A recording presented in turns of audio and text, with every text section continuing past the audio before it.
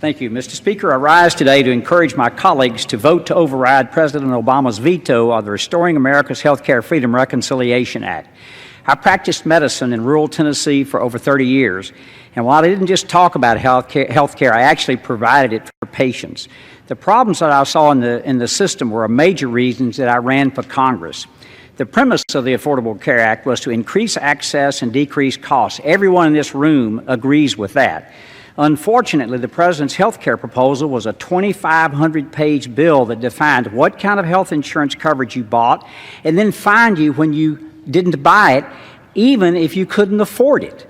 Access might be up because Americans are forced to buy into a President's health care law, but so are costs. I hear from East Tennesseans almost every day who are worse off, not better off under Obamacare. The President was wrong to veto this legislation, just like he's wrong when he says Republicans have no ideas for health care reform. Republicans have many ideas and have introduced numerous pieces of legislation to put patients and doctors in charge of their health care decisions, not the government and not insurance companies.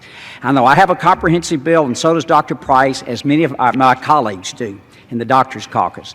It's time to repeal this flawed law and give the American people the viable health care options they deserve. And I encourage my colleagues to support overriding this veto, and I yield back the balance of my time. Gentleman's time.